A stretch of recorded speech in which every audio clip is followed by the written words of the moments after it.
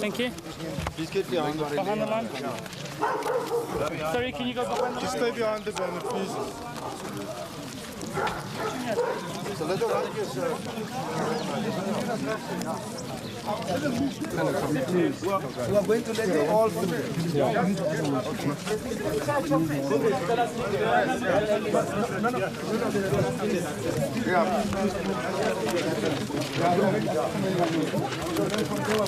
Jerry, no more people coming. Hold on, we are now going to announce the president. Not, wait, hold on. Hello. Ronnie, not everybody at once. Then we can. This way.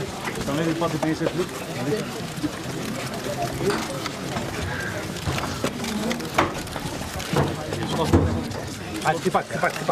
Okay.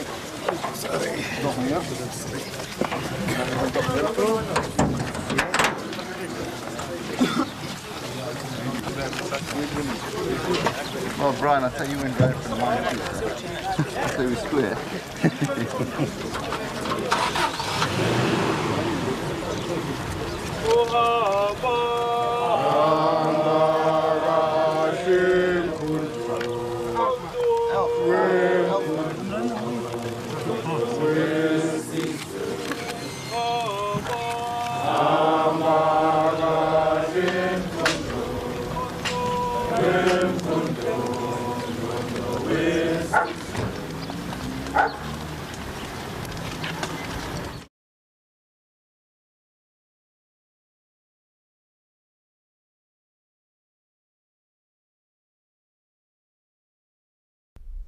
When we established ourselves in Lesotho and were able to set up the underground and military units inside the country and began to operate, South Africa became nervous. They decided to eliminate me in 1981 by sending an agent to plant a bomb under my car. That attempt was abortive. Then they made 2 other attempts to get me killed. In 81, rather than 82 or 81, I'm not sure, they sent units of the SADF to go and kill as many of our people inside the suit, including refugees. Because their intelligence was faulty, they thought that I was in the country. They tried to attack the flat where I used to stay.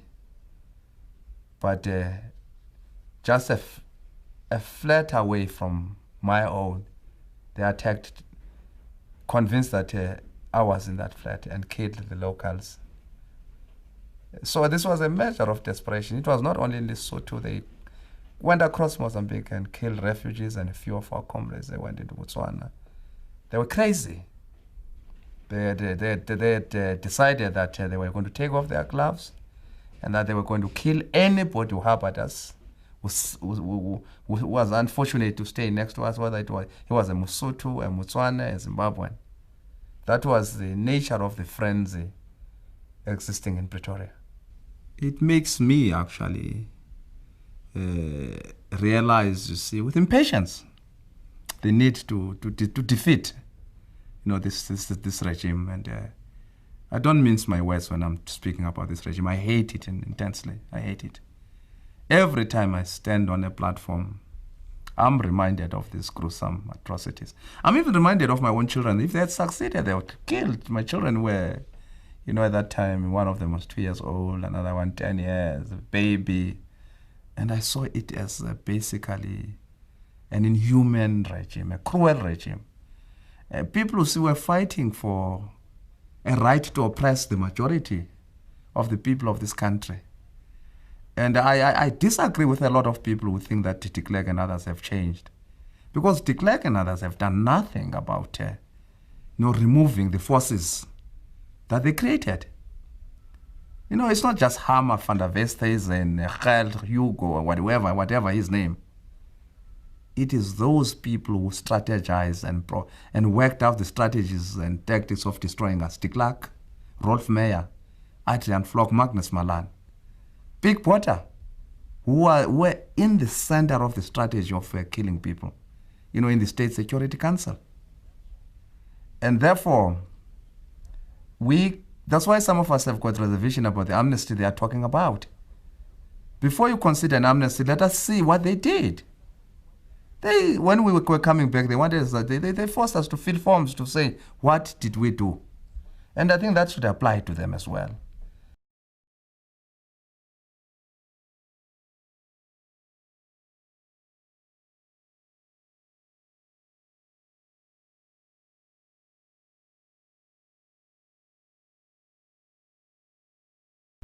For most of us, this was the realization of our dreams as young combatants. We had been given very, very, thorough training in the Soviet Union, and we had undergone a lot of physical and military preparations in Zambia, because we established a special camp in Zambia to prepare ourselves both physically, mentally, and militarily. We had exercises day and night. We embarked on long marches. So we had prepared thoroughly for this thing. So when we crossed the Zambezi, for us this was the real thing. For the first time, we're going to get involved with the real enemy. In our camps, we had been shooting at targets, paper targets. Now we're going to get involved to see, pitting our strength, testing ourselves against the other side. And we were quite happy. I was very, very happy as a person. I think I was among the first to cross the Zambezi River in a canoe. And, we decided to choose the most difficult and impassable part of the river where there were gorges. And we were doing this at night. It was dark, but we made it, you see, because we're fit, actually. We're really specimens of physical fitness. We're carrying our weapons, you see, AK-47, machine guns, grenades, lots of ammunition. And those rucksacks were heavy, but we didn't feel it. It was one of those memorable days in my own history.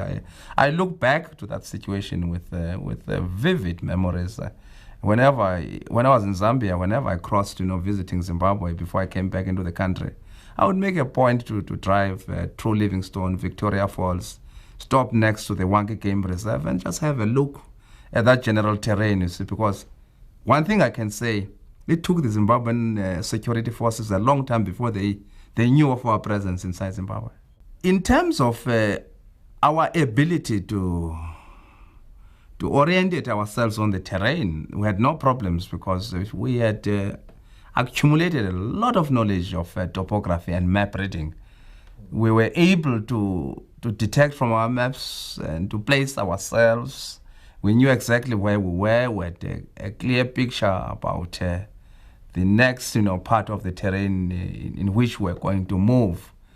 And one thing outstanding about that unit was its ability to take positions during the day, especially when the cover, in terms of vegetation, became sparse and poorer, and moving at night. We were able to use our knowledge of stars to guide us in terms of the direction of our movements. And in a way, because we studied these maps before we crossed the river, we had no problems. And deliberately, we had decided to avoid physical contact with the people until, you see, we had established ourselves inside Rhodesia, because we're quite aware that, early contact with the people would lead to a situation where some of them might inform the other side. We're aware of the reputation of the Rhodesian security forces in terms of, setting up a network of agents in the rural areas and in the villages.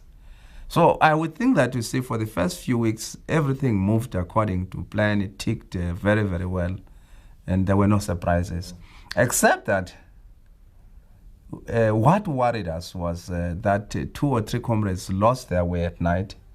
We could not establish contact with them. And that worried us, because we had a fear, a premonition that they might fall into the hands of the enemy, and therefore disclose prematurely the presence of the detachments in Rhodesia. And that turned out to be the truth. Photo planes would start at, very early in the morning at 6 o'clock. This was in winter. And I think about 11 or 10, a report came that there was a movement of trucks. We had already passed now the Wanki Game Reserve. And then, of course, we took positions. We saw these trucks carrying soldiers, and some of the trucks, pulling, water geysers. And it was quite clear that this was a detachment of the Rhodesian army deployed against us in the field, day and night. But for some reason, although they passed probably 100 meters from us, they passed on. But after they had passed, I would say 4 hours or 5 hours, they must have detected our general position. Because earlier on, there had been exchange of fire. And after that temporary exchange of fire, we noticed that 2 of our comrades were missing. They'd gone to look for water. Those 2 comrades were Ernest Mudulo and one comrade called Mampuru from the Northern Transvaal, from Skukuniland. And their disappearance now confirmed our fears that that exchange of fire must have involved them. And that necessitated, urgent preparations on our part to prepare for battle. Then all of a sudden, I think at about 15 hours, there was a rapid fire towards our direction, a bit wild, with frequent shouts calling upon us to surrender. And the call to surrender was followed by shouts that we were surrounded, it was useless to fight, terrorists surrender. Now, those of us who were in command now said, look, chaps, nobody is allowed to pull the trigger before the target is properly identified and seen. There must be a clear economy of ammunition. We don't know how these battles are going to last. We have no supplies. So every bullet is precious. So there must be no panicky firing back. Now they continued firing and clearly worried about our silence. There was deafening silence, a lot of tension. You must remember this was the first experience of a battle. None of us had ever been fired at. And I can tell you, it was frightening because these bullets were passing very close to us, over our heads. And I remember some comrades actually panicked, and there was one who came to say to us that he was wounded, and we discovered afterwards he was not wounded, he was just panicking. But the arrogant enemy stood up to say, one of them said, where are they? Can you see them? They had thrown caution to the wind, and I suppose they thought that we're scared. And our comrades said in Zulu, Xhosa, and man, our fellows just opened almost at the same time and shot 2 of them. And fortunately, the guys they shot were the commanders. And you see, a regular army, unlike a guerrilla army, depends on a commander. The commander is the key person. When the commander is, killed or wounded and is unable to command, you see, the morale of the regular army is affected. So there was a lot of panic on their part, and they began to run away. Then we began now to chase them and to really, dispel the attack. We neutralized the attack. And we discovered, you see, for the first time that, look, we are dealing with people who are also very afraid. Because in running away, they left behind their weapons, their supplies of ammunition, food and everything. I mean, that is sort of And he has a very undisciplined way of retreating. You see, you don't retreat and leave behind your guns, you see, because how are you going to fight again? So they ran away in a very disorderly manner. And that was our first baptism of fire. We're baptized now. We're stronger. We had, the fear was gone. No, the nervousness, the throbbing of the heart against the ribs, it disappeared. You see, we're all unnerved now. We're very cool and determined. But again, we had not been eating well for a very long time. So this was a welcome supply of food for us. The masses on the ground had not been organized to receive us and to give us the necessary support in terms of intelligence, in terms of protecting us, in terms of giving us regular meals, and in terms of guiding us generally within Rhodesia itself. It was clear that we had a responsibility to save the detachment. It would have been wrong militarily to fight to the last man. We had beaten back the Rhodesian forces a number of times. We never lost a battle. And every time we beat them back, but we also suffered a few casualties, probably 6 to 7 comrades who died there. And after thorough examination of what suddenly shocked us, the openness of the terrain as we moved towards Plumtree, towards the Matabele land, with no trees except some shrubs and no mountains, we felt that now we're beginning to be a sitting duck in terms of the enemy's planes. The planes of the enemy had bombed us twice. I mean, the jets and the helicopters. And that sort of compelled us to take a decision to retreat to Botswana in order to build up our forces, to re-establish, as well as to re-establish contact with headquarters in Lusaka. That we did, I mean, in terms of retreating to Botswana. But unknown to us, Botswana, South Africa, and Zimbabwe had been, pulled into the question of looking for us. Of course, probably with different motives. Rhodesia and South Africa definitely to search and destroy.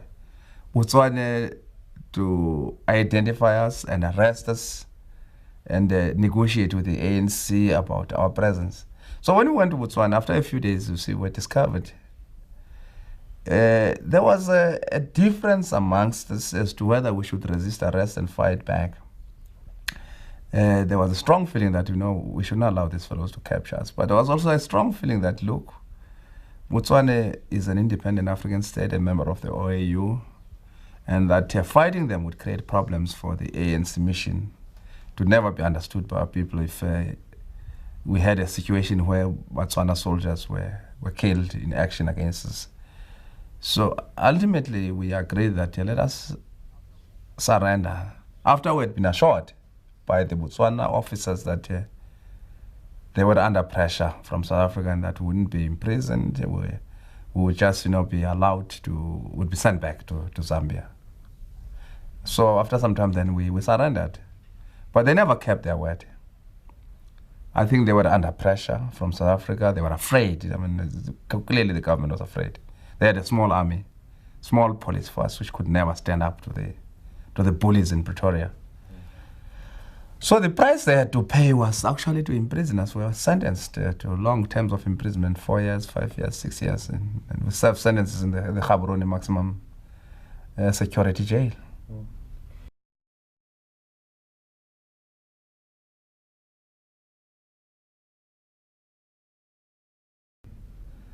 I was a militant and angry young man. I wanted to go back and fight after resting for a few months. I found our movement totally unprepared for the continuation of the armed struggle in South Africa. That was my reading of the situation. Of course, there were reasons that they were put forward. I found a lot of preoccupation with solidarity work, with international work.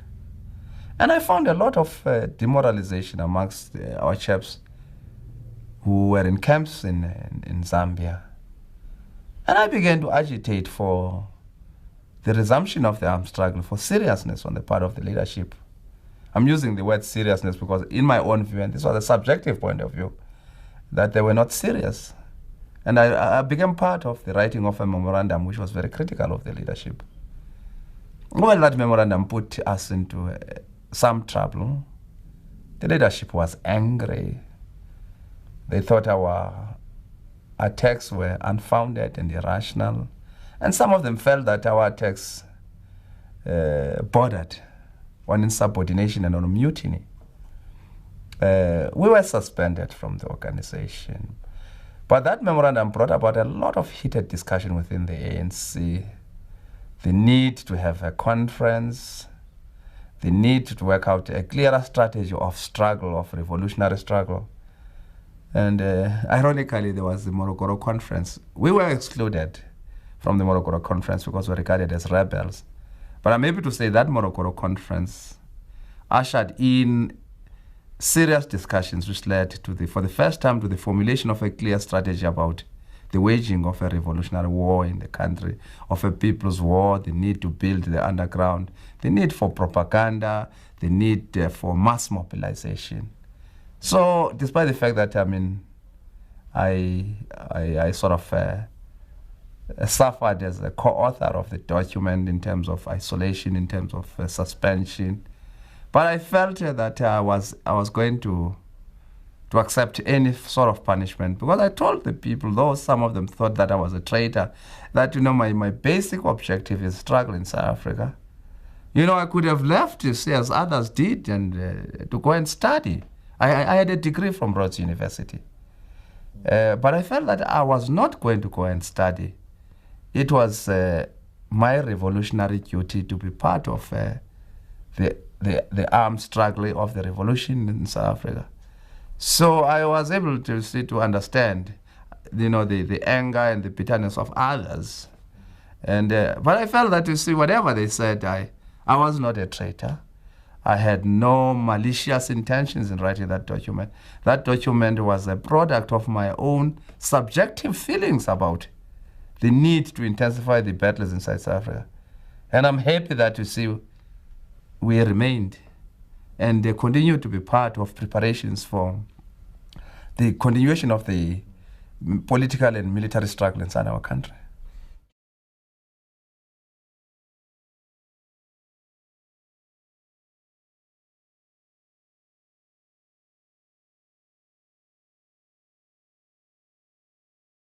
I want to be honest. I was annoyed. I was marooned in the Transkei when the decision was taken to suspend the armed struggle. My indemnity had been withdrawn. I spent more than 27 years in MK. I'd spent the best part of my life in an armed struggle against this regime. I was angry and bitter that this decision was taken without comprehensive consultation. That was my immediate gut feeling.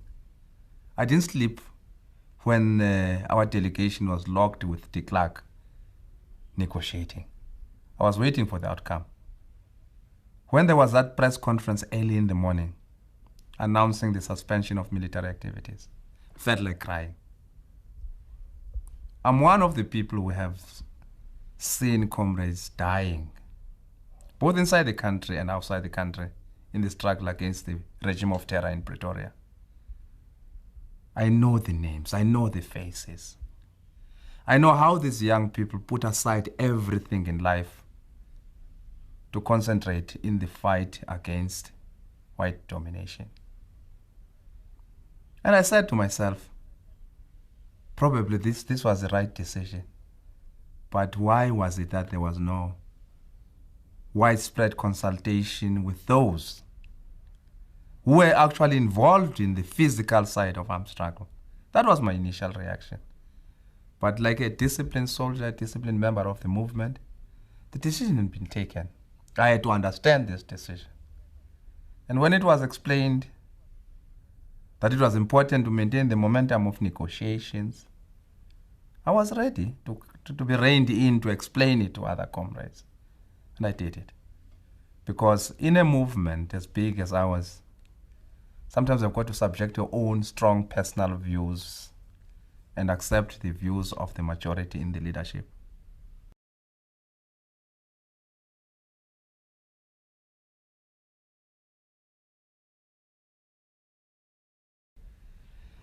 there's a certain form of attachment that South Africans have for this country. I'm speaking about those with whom we shared times in exile. I'm speaking about the excitement I sensed in MK cadres coming back into the country even before I came back legally. How they felt good about going back to South Africa, though they were going back to fight. That's the sort of love and patriotic fervor that we had. When I was coming back, I was saying that for me, this is a moment of happiness, of joy, sheer joy. To listen to our people speaking their own languages, to be able to read South African newspapers, to be able just to sit and watch our people. The beautiful people of South Africa who have been subjected to a cruelty no other people, or very few people in the world have seen. But the brave, proud black South Africans, who with their hands, with limited resources, have refused to be browbeaten, have refused to surrender. For although I was not coming into a situation of freedom, but I knew that nothing would stop us from marching forward to freedom, to a new South Africa, into a free country, into a country where they would fight for social justice, in a country where we would begin to tackle the problems of the poverty of our people. And for me, therefore, this was not marching back home, but marching along the path of struggle to a liberated country.